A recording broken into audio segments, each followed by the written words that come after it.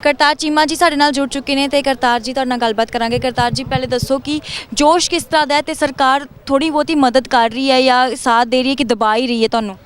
देखो जी, किसानां ने सब तो पहला ਜਾਂ यूथ ने सब तो पहला जो भी एजीटेशन शुरू किया हल्ला मार के एक इहो जिहा वैंकू बनाया सरकार ते कि सरकार नूं हुण हौली हौली जो भी लीडर ने कई लीडर ने अस्तीफे दे के साडे नाल आई जांदे ने, मतलब किसानां दे नाल आई जांदे ने, जां फिर हुण ਉਹ ਇੱਕ ਵੱਖਰੀ ਜੀ ਪੋਲੀਟਿਕਸ ਚੱਲ ਪਈ ਹੈ कि शायद ਮੈਨੂੰ ਐ ਲੱਗਦਾ ਇਹ ਪੋਲੀਟਿਕਸ ਇਹ ਹੋਊਗੀ कि ਇਲੈਕਸ਼ਨ शायद ਆਉਣ ਵਾਲੇ ਨੇ ਨੇੜੇ ਜਾਂ ਕੁਝ ਵੀ ਹੈ।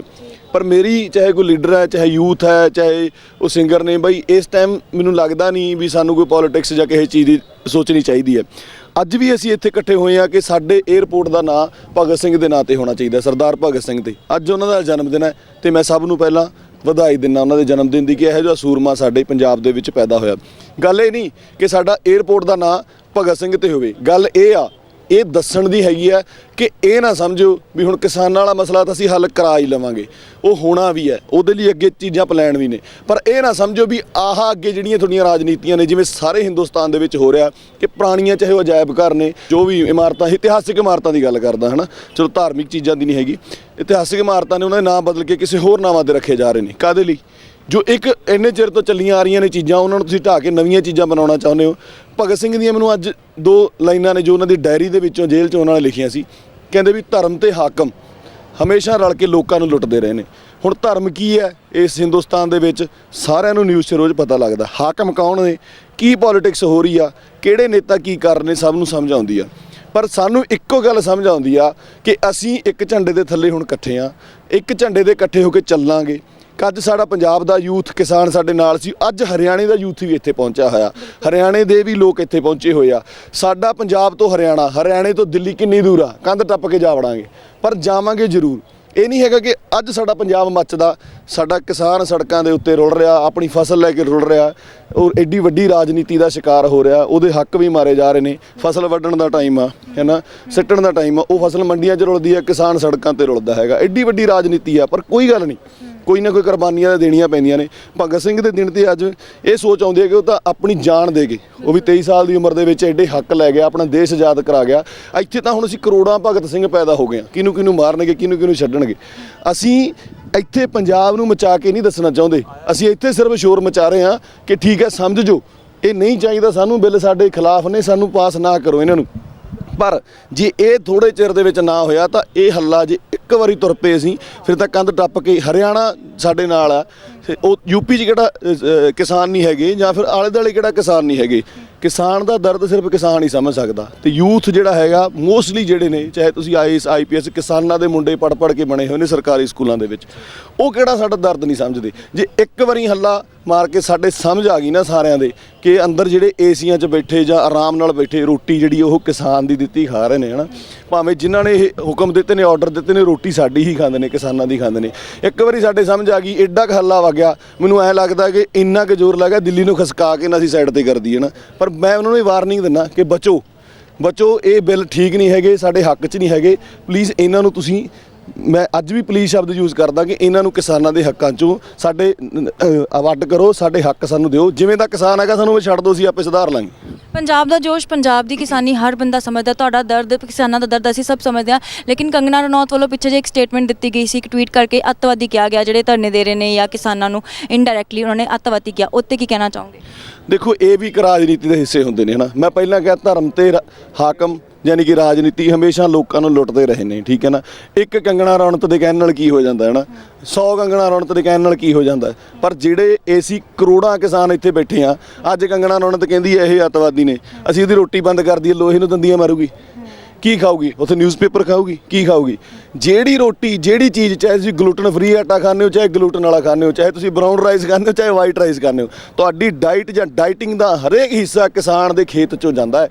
ਇਹ ਮੈਂ ਕੰਗਣਾ ਰਣੌਤ ਨੂੰ ਵੀ ਦੱਸਣਾ ਚਾਹੁੰਦਾ, ਇਹ ਮੈਂ ਉਹਨਾਂ ਨੂੰ ਜਿਨ੍ਹਾਂ ਨੇ ਬਿੱਲ ਪਾਸ ਕੀਤੇ ਨੇ ਉਹਨਾਂ ਨੂੰ ਦੱਸਣਾ ਚਾਹੁੰਦਾ ਕਿ ਜੇ ਅਸੀਂ 2 ਸਾਲ ਫਸਲ ਨਾ ਬੀਜੀ, ਤੁਹਾਡੀਆਂ ਬਾਗੀਆਂ ਪੈ ਜਾਣਗੀਆਂ, ਤੁਹਾਨੂੰ ਹਿੰਦੁਸਤਾਨ ਛੱਡ ਕੇ ਖੁਦ ਨੂੰ ਭੱਜਣਾ ਪੈ ਜਾਊਗਾ। ਕੁਝ ਸਿੰਗਰਸ, ਐਕਟਰਸ ਦੇ ਵਿੱਚ ਇੰਨਾ ਜੋਸ਼ ਹੈ ਕਿ ਉਹ ਪੋਲਿਟਿਕਸ ਦੇ ਵਿੱਚ ਆਉਣ ਤੱਕ ਨੂੰ ਤਿਆਰ ਨੇ। ਸਟੇਟਮੈਂਟਸ ਦੇ ਦਿੱਤੀਆਂ ਗਈਆਂ ਨੇ ਕਿ ਵੋਟਾਂ 'ਚ ਟੱਕਰਾਂਗੇ। ਤੁਹਾਡਾ ਵੀ ਅਸੀਂ ਜੋਸ਼ ਦੇਖ ਪਾ ਰਹੇ ਹਾਂ ਕਿ ਅਸੀਂ ਤੁਹਾਨੂੰ ਵੋਟਸ 'ਚ ਦੇਖਾਂਗੇ ਅੱਗੇ। ਦੇਖੋ ਜੀ, ਹਰ ਇੱਕ ਦਾ ਇੱਕ ਜਜ਼ਬਾ ਹੈਗਾ ਲੜਨ ਦਾ, ਠੀਕ ਹੈ। ਹਰ ਇੱਕ ਸਟੂਡੈਂਟ, ਹਰ ਇੱਕ ਸਿੰਗਰ ਜੋ ਵੀ ਪੜ੍ਹਿਆ ਲਿਖਿਆ ਹੈਗਾ, ਉਹ ਆਪਣੇ ਜਜ਼ਬੇ ਨਾਲ, ਆਪਣੇ ਤਰੀਕੇ ਨਾਲ ਲੜਾਈ ਲੜਦਾ। ਜਿਹਨੂੰ ਲੱਗਦਾ ਕਿ ਉਹ ਪੋਲੀਟਿਕਸ 'ਚ ਆ ਕੇ ਉਹ ਕਰ ਸਕਦਾ, ਉਹਨੂੰ ਆਉਣਾ ਚਾਹੀਦਾ ਹੈ, ਜੋ ਇਮਾਨਦਾਰੀ ਨਾਲ ਚੱਲੂਗਾ। ਸਾਨੂੰ ਇਹ ਲੱਗਦਾ ਕਿ ਅਸੀਂ ਅਗਲੀਆਂ ਵੋਟਾਂ 'ਚ ਇਨਸਾਫ ਕਰ ਸਕਦੇ ਹਾਂ। ਮੇਰੇ ਕੋਲ ਤਾਂ ਇੱਕੋ ਹੀ ਹੱਕ ਆ, ਚਾਹੇ ਮੈਂ ਆਰਟਿਸਟ ਹਾਂ, ਕੁਛ ਹਾਂ, ਵੋਟ ਦਾ ਹੱਕ ਆ, ਮੈਂ ਉਹਨੂੰ ਬੜੇ ਤਰੀਕੇ ਨਾਲ ਵਰਤੂੰਗਾ। ਤੇ ਜਿਹੜੇ ਮੇਰੇ ਫੈਨ ਨੇ ਜਾਂ ਜਿੰਨੇ ਵੀ ਮੈਨੂੰ ਜਾਣਦੇ ਨੇ, ਉਹਨਾਂ ਨੂੰ ਵਰਤਣ ਲਈ ਮਜਬੂਰ ਕਰੂੰਗਾ ਵੀ ਇਸ ਵਾਰ ਜਿਹੜਾ ਵੋਟ ਦਾ ਹੱਕ ਆ, ਅਸੀਂ ਤਰੀਕੇ ਨਾਲ ਵਰਤ ਕੇ ਦਿਖਾਵਾਂਗੇ। ਧੰਨਵਾਦ ਕਰਤਾਰ ਜੀ। ਤਾਬ ਵਿਰਕ ਤੇ ਸੋਨੀਆ ਮਾਨ ਵੀ ਸਾਡੇ ਨਾਲ ਜੁੜ ਚੁੱਕੇ ਨੇ, ਜਿਨ੍ਹਾਂ 'ਚ ਪੂਰਾ ਜੋਸ਼ ਹੈ। ਸੋਨੀਆ, ਕੀ ਕਹਿਣਾ ਚਾਹੋਗੇ ਕਿ ਬਿੱਲ ਲਾਗੂ ਸਾਈਨ ਕਰ ਦਿੱਤੇ ਗਏ ਨੇ ਰਾਸ਼ਟਰਪਤੀ ਵੱਲੋਂ, ਤੇ ਪੰਜਾਬ ਇਸ ਸਮੇਂ ਬਹੁਤ ਇਸ ਦੁਵਿਧਾ 'ਚ ਫਸਿਆ ਹੋਇਆ, ਬਹੁਤ ਮੁਸੀਬਤਦਾਰ ਸਮੇਂ ਹੈ। ਮੈਂ ਇਹੀ ਕਹਿਣਾ ਚਾਹੂੰਗੀ ਕਿ ਬਿੱਲ ਭਾਵੇਂ ਇਹਨਾਂ ਨੇ ਸਾਈਨ ਕਰਕੇ ਦੇ ਦਿੱਤਾ ਹੈ, ਬਟ ਇਹ ਲਾਗੂ ਅਸੀਂ ਹੋਣ ਨਹੀਂ ਦੇਵਾਂਗੇ। ਇਹ ਸਾਡੇ ਪੰਜਾਬ ਤੇ ਹਰਿਆਣੇ ਦਾ ਜੁਆਇੰਟ ਇਸ਼ੂ ਹੈ। ਇਸੇ ਕਰਕੇ ਮਹਿਤਾਬ ਵਿਰਕ ਮੇਰੇ ਨਾਲ ਖੜੇ ਨੇ, ਜੋ ਸਾਡੇ ਹਰਿਆਣਾ ਦੇ ਯੂਥ ਨੂੰ ਪ੍ਰੈਜ਼ੈਂਟ ਕਰ ਰਹੇ ਨੇ। ਸਾਡੇ ਹਰਿਆਣਾ ਦੇ ਯੂਥ ਲੀਡਰਸ ਇੱਥੇ ਖੜੇ ਨੇ। ਅਸੀਂ ਪੰਜਾਬ ਤੋਂ ਹਾਂ, ਅਸੀਂ ਇਕਜੁੱਟ ਹੋ ਕੇ ਇਸ ਕੇਂਦਰ ਸਰਕਾਰ ਦਾ ਸਾਹਮਣਾ ਕਰਾਂਗੇ ਔਰ ਉਹਨਾਂ ਨੂੰ ਇਹ ਕਵਾਂਗੇ ਕਿ ਸਾਡਾ ਇਹ ਜਿਹੜਾ ਬਿੱਲ ਹੈ ਇੱਥੇ ਲਾਗੂ ਨਹੀਂ ਹੋ ਸਕਦਾ, ਕਿਉਂਕਿ ਇਹ ਅਸੀਂ ਡਿਸਾਈਡ ਕਰਾਂਗੇ, ਇਹ ਸਾਡੇ ਕਿਸਾਨਾਂ ਦੇ ਹਿੱਤ ਵਿੱਚ ਨਹੀਂ ਗਾ। ਕਿਤੇ ਨਾ ਕਿਤੇ ਤੁਸੀਂ ਆਰਟਿਸਟ ਹੋ, ਸਾਰੇ ਆਰਟਿਸਟ ਹੋ, ਤੇ ਇੱਕ ਆਰਟਿਸਟ ਦਾ ਤੇ ਇੱਕ ਪੋਲੀਟੀਕਲ ਪਾਰਟੀ ਦਾ ਬਹੁਤ ਦੂਰ ਦੂਰ ਤੱਕ ਕੋਈ ਲੈਣਾ ਦੇਣਾ ਨਹੀਂ ਹੁੰਦਾ। ਫਿਰ ਵੀ ਤੁਸੀਂ as artist, as actor, model, ਤੁਸੀਂ ਐਜ਼ ਸਿੰਗਰ ਜੁੜੇ ਹੋਏ ਹੋ। ਕਿਤੇ ਨਾ ਕਿਤੇ ਤੁਹਾਨੂੰ ਨਹੀਂ ਲੱਗਦਾ ਕਿ ਅਗਰ ਤੁਹਾਡੇ ਹੱਥ 'ਚ ਪਾਵਰ ਹੁੰਦੀ, ਪੋਲੀਟਿਕਸ ਦੇ ਵਿੱਚ ਤੁਸੀਂ ਹੁੰਦੇ, ਤਾਂ ਸ਼ਾਇਦ ਕੇਂਦਰ ਸਰਕਾਰ ਜਾਂ ਸੂਬਾ ਸਰਕਾਰ ਤੁਹਾਨੂੰ ਜ਼ਿਆਦਾ ਸੀਰੀਅਸਲੀ ਲੈਂਦੀ ਜਾਂ ਜ਼ਿਆਦਾ ਸੁਣਦੀ?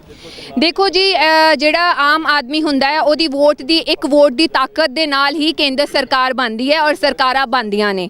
ਜੇ ਸਾਡੀ ਵੋਟ ਨਾ ਹੋਵੇ ਇਹਨਾਂ ਦੇ ਕੋਲ, ਤੇ ਇਹ ਸਰਕਾਰ ਵੀ ਨਹੀਂ ਬਣ ਸਕਦੀ। ਇਹ ਸਭ ਤੋਂ ਵੱਡੀ ਸਮੱਸਿਆ ਹੈ ਕਿ ਸਾਡੇ ਆਮ ਇਨਸਾਨ ਨੂੰ ਇਹ ਸੋਚ ਸਮਝ ਕੇ ਆਪਣੀ ਕੀਮਤੀ ਵੋਟ ਉਸ ਇਨਸਾਨ ਨੂੰ ਦੇਣੀ ਚਾਹੀਦੀ ਹੈ, ਜਿਹੜਾ ਇਨਸਾਨ ਤੁਹਾਡੀ ਪਾਰਲੀਮੈਂਟ ਦੇ ਵਿੱਚ ਤੁਹਾਡੇ ਕਿਸਾਨਾਂ ਬਾਰੇ ਸੋਚੇ। ਜਿਵੇਂ ਕਿ ਹਰਸਿਮਰਤ ਕੌਰ ਬਾਦਲ ਨੂੰ ਪਤਾ ਹੁੰਦਿਆਂ ਹੋਇਆਂ ਵੀ ਪੰਜਾਬ ਦੀ ਫੂਡ ਮਿਨਿਸਟਰੀ ਉਹਨਾਂ ਦੇ ਹੱਥ ਦੇ ਵਿੱਚ ਹੈ, ਉਹਨਾਂ ਨੇ ਫਿਰ ਵੀ ਆਪਣਾ ਅਸਤੀਫਾ ਉਦੋਂ ਦਿੱਤਾ ਜਦੋਂ ਸਾਡੇ ਕਿਸਾਨ ਸੜਕਾਂ ਦੇ ਉੱਤੇ ਆ ਗਏ ਸੀਗੇ, ਜਦੋਂ ਉਹਨਾਂ ਨੂੰ ਪਤਾ ਸੀਗਾ ਕਿ 2022 ਦੀ ਇਲੈਕਸ਼ਨ ਉਹ ਹਾਰਨਗੇ। ਇਸ ਕਰਕੇ ਉਹਨਾਂ ਨੇ ਬੀਜੇਪੀ ਦੇ ਨਾਲ ਗਠਬੰਧਨ ਤੋੜਤਾ। ਜੇ ਇਹਦੇ ਵਾਸਤੇ ਸਪੈਸ਼ਲ ਕਮੇਟੀ ਬਿਠਾਈ ਜਾਂਦੀ ਤੇ ਅੱਜ ਸਾਡੇ ਕਿਸਾਨਾਂ ਨੂੰ ਤੇ ਸਾਨੂੰ ਇੱਥੇ ਮੋਰਚਾ ਦੇਣ ਦੀ ਲੋੜ ਨਹੀਂ ਸੀਗੀ।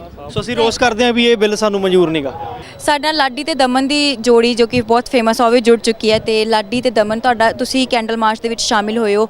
에ਅਰਪੋਰਟ ਨੂੰ ਕਿਹਾ ਜਾ ਰਿਹਾ ਕਿ ਸ਼ਹੀਦ ਭਗਤ ਸਿੰਘ ਦੇ ਨਾਮ ਤੇ ਸ਼ਹੀਦ ਭਗਤ ਸਿੰਘ ਦਾ ਨਾਮ ਦਿੱਤਾ ਜਾਵੇ 에ਅਰਪੋਰਟ ਨੂੰ, ਮੋਹਾਲੀ 에ਅਰਪੋਰਟ ਨੂੰ।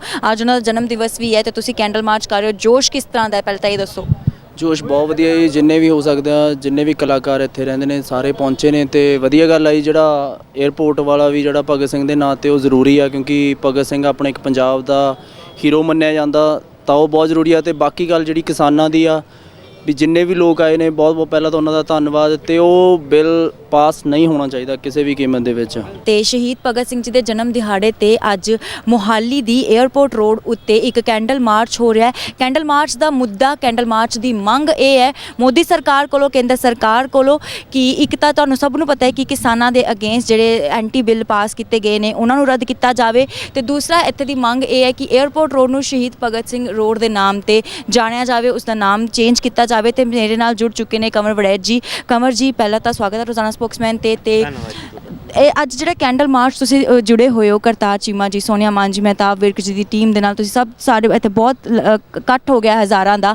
ਪਹਿਲਾਂ ਤਾਂ ਤੁਹਾਨੂੰ ਲੱਗਦਾ ਹੈ ਕਿ ਜਿਹੜੇ ਕੈਂਡਲ ਮਾਰਚ ਤੁਸੀਂ ਕੱਢ ਰਹੇ ਹੋ, ਇਹ ਜਿਹੜੀ ਆਵਾਜ਼ ਤੁਸੀਂ ਚੱਕੀ ਹੈ ਸਰਕਾਰ ਦੇ ਖਿਲਾਫ, ਇਹ ਸਰਕਾਰ ਤੱਕ, ਸਰਕਾਰ ਦੇ ਕੰਨਾਂ ਤੱਕ ਪਹੁੰਚੇਗੀ? ਜੀ ਬਿਲਕੁਲ, ਜਦੋਂ ਵੀ ਕੋਈ ਯੂਥ ਮੁਹਿੰਮ ਚਲਾਉਂਦੀ ਹੈ, ਉਹ ਜ਼ਰੂਰ ਇੱਕ ਵਾਰੀ ਸਰਕਾਰ ਦੀਆਂ ਜੜ੍ਹਾਂ ਹਿਲਾਉਂਦੀ ਹੈ। ਸਾਡਾ ਸਾਰਿਆਂ ਦਾ ਮਕਸਦ ਇਹ ਸੀਗਾ ਕਿ ਇੱਕ ਤਾਂ ਇਹ ਪਿਛਲੇ 5 ਸਾਲਾਂ ਤੋਂ 4 ਸਾਲਾਂ ਤੋਂ ਮੁੱਦਾ ਅਸੀਂ ਉਠਾਇਆ ਹੋਇਆ ਸੀ ਕਿ ਇਸ 에ਅਰਪੋਰਟ ਦਾ ਨਾਮ ਸਰਦਾਰ ਸ਼ਹੀਦ ਭਗਤ ਸਿੰਘ ਜੀ ਦਾ ਕੀਤਾ ਜਾਵੇ, ਤੇ ਦੂਜਾ ਸਾਡਾ ਕਿਸਾਨੀ ਦਾ ਮੁੱਦਾ ਨਾਲੋਂ ਨਾਲ ਚੱਲ ਹੀ ਰਿਹਾ। ਜਿਵੇਂ ਤੁਸੀਂ ਦੇਖਿਆ ਸ਼ੰਭੂ ਬੈਰੀਅਰ ਤੇ ਵੀ ਸੀ, ਅਸੀਂ ਅੱਜ ਵੀ ਸਾਡੇ ਕਲਾਕਾਰ ਭਰਾਵਾਂ ਨੇ, ਰਣਜੀਤ ਬਾਵੇ ਉਹਨਾਂ ਨੇ ਉੱਥੇ ਇਕੱਠ ਕੀਤਾ ਸੀ, ਤੇ ਅਸੀਂ ਫਿਰ ਇਹ ਵੀ ਪ੍ਰੋਗਰਾਮ ਜ਼ਰੂਰੀ ਸੀਗਾ ਵੀ 에ਅਰਪੋਰਟ ਦਾ ਮੁੱਦਾ ਅਸੀਂ ਵਿੱਚ ਛੱਡ ਨਹੀਂ ਸੀ ਸਕਦੇ। ਉਹਦੇ ਨਾਲ ਨਾਲ ਉਹਨਾਂ ਨੂੰ ਸ਼ਰਧਾਂਜਲੀ ਹੈ ਸ਼ਹੀਦ ਭਗਤ ਸਿੰਘ ਜੀ ਨੂੰ, ਤੇ ਨਾਲ ਨਾਲ ਸਾਡਾ ਕਿਸਾਨੀ ਦਾ ਮੁੱਦਾ ਜਿਹੜਾ ਚੱਲ ਰਿਹਾ ਵਾ ਉਹ ਅਸੀਂ ਕੰਟੀਨਿਊ ਕਰ ਰਹੇ ਹਾਂ। ਤੇ ਇਸ ਸਮੇਂ ਦੋ ਮੁੱਦੇ ਜੁੜ ਚੁੱਕੇ ਨੇ, ਇੱਕ ਤਾਂ 에ਅਰਪੋਰਟ ਰੋਡ ਨੂੰ ਸ਼ਹੀਦ ਭਗਤ ਸਿੰਘ ਰੋਡ ਦਾ ਨਾਮ ਦੇਣਾ, ਤੇ ਦੂਸਰਾ ਕਿਸਾਨੀ ਮੁੱਦਾ। ਤੁਹਾਨੂੰ ਲੱਗਦਾ ਹੈ ਕਿ ਸਰਕਾਰ ਦੋਨਾਂ ਮੁੱਦਿਆਂ ਤੇ ਇਕੁਅਲੀ ਧਿਆਨ ਦੇ ਪਾਏਗੀ, ਗੌਰ ਕਰ ਪਾਏਗੀ, ਕਿਉਂਕਿ ਦੋਨੋਂ ਮੁੱਦੇ ਇੱਕੋ ਦਮ ਉਨੀ ਹੀ ਅੱਗ ਦੇ ਨਾਲ ਉਛਾਲੇ ਗਏ ਨੇ? ਕਾਂਸ਼ਾ ਜੀ, ਮੈਂ ਤੁਹਾਨੂੰ ਦੱਸਣਾ ਚਾਹੁੰਦਾ ਕਿ ਸਰਕਾਰ ਦੇ ਕੰਨਾਂ 'ਚ ਆਵਾਜ਼ ਪਾਉਣੀ ਪੈਂਦੀ ਹੈ। ਜਦੋਂ ਅਸੀਂ ਬਾਰ-ਬਾਰ ਧਰਨੇ ਦਿਆਂਗੇ, ਰੋਡ ਜਾਮ ਕਰਾਂਗੇ, ਰੇਲਵੇ ਟਰੈਕ ਜਾਮ ਕਰਾਂਗੇ, ਤੇ ਸਰਕਾਰਾਂ ਬਿਲਕੁਲ ਹਿਲਜੁਲ ਕਰਦੀਆਂ ਨੇ, ਇਹਦੇ ਬਾਰੇ ਸੋਚਦੀਆਂ ਨੇ, ਵਿਚਾਰ ਕਰਦੀਆਂ ਨੇ। ਸਾਡਾ ਕੰਮ ਹੈ ਕਿ ਸਰਕਾਰ ਨੂੰ ਇਹਨਾਂ ਮੁੱਦਿਆਂ ਨੂੰ ਮਨਾਉਣਾ ਵਾ, ਕਿਉਂਕਿ ਇਹ ਚੀਜ਼ਾਂ ਬਹੁਤ ਜ਼ਰੂਰੀ ਨੇ। ਅਸੀਂ ਪੰਜਾਬ ਵਿੱਚ ਰਹਿੰਦੇ ਹਾਂ, ਹੁਣ ਸਾਡੇ ਪੰਜਾਬ ਦੀਆਂ ਇਹ ਚੀਜ਼ਾਂ ਜਿੰਨੀਆਂ ਵੀ ਮੰਨ ਲਓ ਜਿਵੇਂ ਆਪਣਾ ਖੇਤੀ ਵਾਲਾ ਮੁੱਦਾ ਆ, ਉਹ ਬਿਲਕੁਲ ਇਫੈਕਟ ਪੰਜਾਬ ਤੇ ਹਰਿਆਣੇ ਨੂੰ ਕਰ ਰਿਹਾ, ਕਿਉਂਕਿ ਬਾਕੀ ਰਾਜਾਂ 'ਚ ਤਾਂ MSP ਹੈ ਨਹੀਂ ਸੀ। ਆ ਯੂਪੀ ਬਿਹਾਰ ਦੇਖ ਲਓ, ਬੁਰਾ ਹਾਲ ਆ। ਉਹ ਵਿਚਾਰਾ ਜਿਹੜਾ ਉੱਥੇ 3-4 ਕਿੱਲਿਆਂ ਵਾਲਾ ਜ਼ਿਮੀਂਦਾਰ ਭਈਆ, ਉਹ ਇੱਥੇ ਆ ਕੇ ਸਾਡੇ ਝੋਨਾ ਲਾਉਂਦਾ, ਤੇ ਉਹਨਾਂ ਨੂੰ ਜਦੋਂ ਪੁੱਛੀਦਾ ਉਹ ਕਹਿੰਦੇ ਬਈ ਸਾਡੇ ਵੀ ਖੇਤ ਨੇ, ਅਸੀਂ ਵੀ ਝੋਨਾ ਲਾਉਂਦੇ, ਪਰ ਉਹਨਾਂ ਨੂੰ ਰੇਟ ਹੀ ਨਹੀਂ ਮਿਲਦਾ ਜੀਰੀ ਦਾ ਜਾਂ ਕੋਈ ਵੀ। ਤੇ ਉਸ ਤੋਂ ਇਲਾਵਾ ਜਿਵੇਂ ਆ 에ਅਰਪੋਰਟ ਦੇ ਨਾਮ ਦਾ ਮੁੱਦਾ ਸੀਗਾ, ਇਹ ਵੀ ਜ਼ਰੂਰੀ ਸੀਗਾ, ਕਿਉਂਕਿ ਸਰਦਾਰ ਭਗਤ ਸਿੰਘ ਜੀ ਨੇ ਦੇਸ਼ ਆਜ਼ਾਦ ਕਰਾਉਣ 'ਚ ਵੇਖੋ ਆਜ਼ਾਦੀ ਚਰਖੇ ਨਾਲ ਨਹੀਂ ਮਿਲੀ, ਉਹਨਾਂ ਦੀ ਫਾਂਸੀ ਜਿੰਨੀਆਂ ਵੀ 95% ਪੰਜਾਬੀਆਂ ਦੀ ਕੁਰਬਾਨੀਆਂ ਹੋਈਆਂ ਨੇ ਉਹਦੇ ਨਾਲ ਆਜ਼ਾਦੀ ਮਿਲੀ ਆ। ਤੇ ਈਵਨ ਜਦੋਂ ਇਹ ਵੰਡ ਵੇਲੇ ਤੋਂ ਹੀ ਪੰਜਾਬ ਨੂੰ ਗੁਲਾਮ ਬਣਾ ਲਿਆ ਗਿਆ, ਕਿਉਂਕਿ ਪੰਜਾਬ ਇੱਕ ਵੱਖਰਾ ਰਾਜ ਸੀ, ਵੱਖਰਾ ਸੂਬਾ ਸੀ, ਵੱਖਰਾ ਮਹਾਰਾਜਾ ਰਣਜੀਤ ਸਿੰਘ ਦੇ ਵੇਲੇ ਤੋਂ ਵੱਖਰਾ ਦੇਸ਼ ਸੀਗਾ ਇੱਕ। ਤੇ ਅਸੀਂ ਉਹ ਸਾਰੀਆਂ ਚੀਜ਼ਾਂ ਨੂੰ ਰਿਵਰਸ ਕਰ ਰਹੇ ਹਾਂ ਵੀ ਆਪਾਂ ਇਸ ਚੀਜ਼ ਨੂੰ ਮੁੱਦਾ ਬਣਾ ਕੇ ਤੇ ਆਪਣੇ ਹੱਕ, ਆਪਣੀਆਂ ਮੰਗਾਂ ਨੂੰ ਜਿਹੜਾ ਉਹ ਵਾਪਸ ਲੈ ਸਕੀਏ। ਤੁਹਾਨੂੰ ਨਹੀਂ ਲੱਗਦਾ ਕਿ ਪੰਜਾਬ ਦੀ ਅਹਿਮੀਅਤ ਸਾਨੂੰ ਸਭ ਨੂੰ ਪਤਾ ਹੈ, ਪੰਜਾਬ ਦੀ ਕੁਰਬਾਨੀਆਂ, ਪੰਜਾਬ 'ਚ ਰਹਿਣ ਵਾਲੇ ਹਰ ਨੌਜਵਾਨ ਨੂੰ, ਹਰ ਬਜ਼ੁਰਗ ਨੂੰ ਪਤਾ ਹੈ ਕਿ ਪੰਜਾਬ ਨੇ ਕਿੰਨੀਆਂ ਕੁਰਬਾਨੀਆਂ ਦਿੱਤੀਆਂ ਨੇ, ਪਰ ਕਿਤੇ ਨਾ ਕਿਤੇ ਪੰਜਾਬ ਤੋਂ ਬਾਹਰ ਜਦੋਂ ਅਸੀਂ ਜਾਂਦੇ ਹਾਂ ਤੇ ਪੰਜਾਬੀਆਂ ਦੀ ਕਦਰ ਓਨੀ ਨਹੀਂ ਪੈ ਰਹੀ? ਉਹਦੇ ਇਹ ਤਾਂ ਮੈਂ ਇੱਕ ਇਹ ਵੀ ਕਾਰਨ ਸਮਝਦਾ, ਜਦੋਂ ਦੀ ਸਾਡੀ ਜਿਹੜੀ ਪੜ੍ਹਾਈ ਆ, ਮੈਂ ਪਹਿਲਾਂ ਵੀ ਇਹ ਗੱਲ ਮੁੱਦਾ ਚੁੱਕਿਆ ਸੀ ਕਿ ਇਹ ਸਾਰਾ ਨਾ ਸਾਡੀ ਪੜ੍ਹਾਈ ਖਤਮ ਕਰਕੇ ਹੋ ਗਿਆ। ਹੁਣ ਨੌਜਵਾਨ ਕਿਸੇ ਨੂੰ ਪੁੱਛ ਲਓ, 10 ਗੁਰੂਆਂ ਦੇ ਬੱਚਿਆਂ ਨੂੰ ਅੱਜ ਕੱਲ੍ਹ ਨੋਰਮਲ ਬੱਚੇ ਨੂੰ 10 ਗੁਰੂਆਂ ਦੇ ਨਾਮ ਕਰਾਉਣੇ ਔਖੇ ਹੋ ਜਾਂਦੇ ਆ। ਤੇ ਜਦੋਂ ਸਾਡੀ ਪੜ੍ਹਾਈ ਹੀ ਸਾਡਾ ਇਤਿਹਾਸ ਹੀ ਸਾਡੀ ਪੜ੍ਹਾਈ ਹੋਣੀ ਚਾਹੀਦੀ ਸੀ ਵੀ ਸਾਡਾ ਵੇਖੋ ਕਿਹੜਾ ਇਤਿਹਾਸ ਕਿੱਡਾ ਰਿਚ ਆ। ਗੁਰੂ ਨਾਨਕ ਦੇਵ ਜੀ ਤੋਂ ਲੈ ਕੇ 1984 ਤੱਕ ਆ ਜੋ ਵੀ ਅਸੀਂ ਕੁਰਬਾਨੀਆਂ ਦਿੰਦੇ ਆਏ ਹਾਂ ਦੇਸ਼ ਦੀ ਆਜ਼ਾਦੀ ਤੋਂ ਬਾਅਦ ਵੀ, ਅੱਜ ਤੱਕ ਅਸੀਂ ਕੁਰਬਾਨੀਆਂ, ਅੱਜ ਵੀ ਅਸੀਂ ਕੁਰਬਾਨੀ ਦੇਣ ਨੂੰ ਤਿਆਰ ਹਾਂ। ਮੈਂ ਫਾਂਸੀ ਦਾ ਰੱਸਾ ਚੁੰਮਣ ਨੂੰ ਤਿਆਰ ਹਾਂ, ਜੇ ਕਿਤੇ ਸਾਨੂੰ ਆਪਣੇ ਹੱਕਾਂ ਲਈ ਜਾਨ ਦੇਣੀ ਪਊਗੀ ਤੇ ਅਸੀਂ ਬਿਲਕੁਲ ਤਿਆਰ ਹਾਂ, ਕਿਉਂਕਿ ਅਸੀਂ ਹੁਣ ਹੀ ਆਹ ਚੀਜ਼ਾਂ ਪੜ੍ਹ ਕੇ ਵਿਚਰਨ ਲੱਗੇ ਹਾਂ। ਇੱਕ ਸਰਕਾਰਾਂ ਨੂੰ ਇਸ ਚੀਜ਼ ਨਾਲ ਕੋਈ ਫਰਕ ਨਹੀਂ ਪੈਂਦਾ, ਕੋਈ ਮਰੇ ਕੋਈ ਜੀਵੇ, ਪਰ ਉਹਦਾ ਇੱਕ ਹੀ ਹੱਲ ਹੁੰਦਾ ਆ, ਕੁਰਬਾਨੀ ਦੇਣੀ ਪਊਗੀ, ਤੇ ਉਹਦੇ ਲਈ ਅਸੀਂ ਤਿਆਰ ਬੈਠੇ ਹਾਂ। ਤੇ ਸਰਕਾਰ ਕਿੰਨਾ ਕੁ ਤੁਹਾਨੂੰ ਜਿੰਨਾ ਵੀ ਤੁਸੀਂ ਧਰਨਾ ਦਿੱਤਾ ਜਾਂ ਜਿੰਨਾ ਵੀ ਕੁਝ ਤੋਂ ਹੁਣ ਤੱਕ ਤੁਸੀਂ ਮੋਰਚੇ ਕੱਢ ਚੁੱਕੇ ਹੋ ਜਾਂ ਧਰਨੇ ਦੇ ਚੁੱਕੇ ਹੋ, ਸਰਕਾਰ ਵੱਲੋਂ ਕਿੱਦਾਂ ਦੀ ਤੁਹਾਨੂੰ ਆ ਰਿਹਾ ਹੈ? ਸਰਕਾਰ ਵੱਲੋਂ ਕੀ ਰਿਵਰਟ ਬੈਕ ਆ ਰਿਹਾ? ਸਰਕਾਰ ਦੇਖੋ, ਸਰਕਾਰ ਐਡੀ ਛੇਤੀ ਰਿਸਪੌਂਸ ਨਹੀਂ ਦਿੰਦੀ। ਜੇ ਸਰਕਾਰਾਂ ਇੱਦਾਂ ਹੀ ਰਿਸਪੌਂਸ ਦੇਣ ਲੱਗ ਪੈਣ ਫਿਰ ਤਾਂ ਸਰਕਾਰਾਂ ਚੱਲ ਗਈਆਂ ਉਹਨਾਂ ਦੀਆਂ ਵੀ। ਤੇ ਇਹ ਕੁੱਲ ਮਿਲਾ ਕੇ ਨਾ ਬਹੁਤ ਤਗੜੇ ਫੰਡੇ ਨੇ, ਜਿਵੇਂ RSS ਨਾਲ ਰਲੀ ਹੋਈ ਆ। ਪਹਿਲੋਂ ਸਾਡੀ ਪੜ੍ਹਾਈ ਖਤਮ ਕੀਤੀ ਗਈ। ਮੈਂ ਤਾਂ ਅੱਗੇ ਵੀ ਗੱਲ ਦੱਸੀ ਵੀ ਸਾਨੂੰ ਤਾਂ ਗੁਰੂ ਨਾਨਕ ਦੇਵ ਜੀ ਦੇ ਐਸੇ ਤੋਂ ਸਿਵਾ ਤੇ ਗੁਰੂ ਗੋਬਿੰਦ ਸਿੰਘ ਜੀ ਦੇ ਐਸੇ ਤੋਂ ਸਿਵਾ ਕੋਈ ਕੁਐਸਚਨ ਹੀ ਨਹੀਂ ਆਇਆ ਸਾਡੀ ਪੜ੍ਹਾਈ। ਤੇ ਜਿਹੜਾ ਸਾਡਾ ਹੁਣ ਬਾਪੂ ਗਾਂਧੀ ਉਹਨਾਂ ਨਾਲ ਸਾਡਾ ਕੋਈ ਲੈਣ ਦੇਣ ਹੀ ਨਹੀਂ। ਹੁਣ ਸਾਨੂੰ ਹੁਣ ਸ਼ਹੀਦੀਆਂ ਦਿੰਦੇ ਰਹੇ ਸ਼ਹੀਦ ਭਗਤ ਸਿੰਘ ਹੋਰੀ, ਊਧਮ ਸਿੰਘ ਹੋਰੀ, ਕਰਤਾਰ ਸਿੰਘ ਸਰਾਭੇ ਹੋਰੀ, ਕਿੰਨੇ ਪੰਜਾਬ ਦੇ ਹੋਰ ਆਗੂ ਸੀਗੇ ਜਿਹੜੇ ਉਹਨਾਂ ਦਿਨਾਂ 'ਚ ਮਤਲਬ ਸ਼ਹੀਦ ਹੋਏ ਨੇ, ਜਿਨ੍ਹਾਂ ਫਾਂਸੀਆਂ ਦੇ ਰੱਸੇ ਚੁੰਮੇ ਨੇ।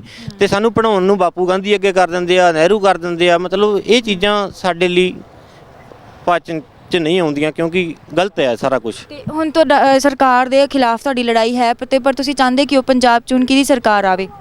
ਸਰਕਾਰ ਜਿਹਦੀ ਮਰਜ਼ੀ ਆਵੇ, ਪਰ ਮੈਂ ਚਾਹੁੰਦਾ ਸਰਕਾਰ ਪੰਜਾਬ ਦੇ ਹਿੱਤ ਦੀ ਹੋਣੀ ਚਾਹੀਦੀ ਆ, ਪੰਜਾਬੀਅਤ ਦੇ ਹਿੱਤ ਦੀ ਹੋਣੀ ਚਾਹੀਦੀ ਆ, ਪੰਜਾਬ ਦੀ ਪੜ੍ਹਾਈ ਨੂੰ ਲੈ ਕੇ ਉਹਦੇ ਹਿੱਤ 'ਚ ਹੋਣੀ ਚਾਹੀਦੀ ਆ, ਪੰਜਾਬ ਦੀ ਮਜ਼ਦੂਰ ਵਰਗ ਲਈ ਹੋਣੀ ਚਾਹੀਦੀ ਆ, ਪੰਜਾਬ ਦੇ ਬੱਚਿਆਂ ਲਈ ਹੋਣੀ ਚਾਹੀਦੀ ਆ, ਕਿਸਾਨਾਂ ਲਈ ਹੋਣੀ ਚਾਹੀਦੀ ਆ। ਸਾਨੂੰ ਸਰਕਾਰ ਇੱਦਾਂ ਦੀ ਚਾਹੀਦੀ ਆ। ਵੈਸੇ ਇਸ ਵਕਤ ਜਿੰਨੀਆਂ ਵੀ ਸਰਕਾਰਾਂ ਚੱਲ ਰਹੀਆਂ, ਸਾਨੂੰ ਕਿਸੇ ਤੋਂ ਉਮੀਦ ਨਹੀਂ ਕਿ ਕੋਈ ਸਾਡਾ ਸਵਾਰੂਗਾ। ਸ਼ੁਕਰੀਆ ਕੰਵਰ ਜੀ, ਧੰਨਵਾਦ।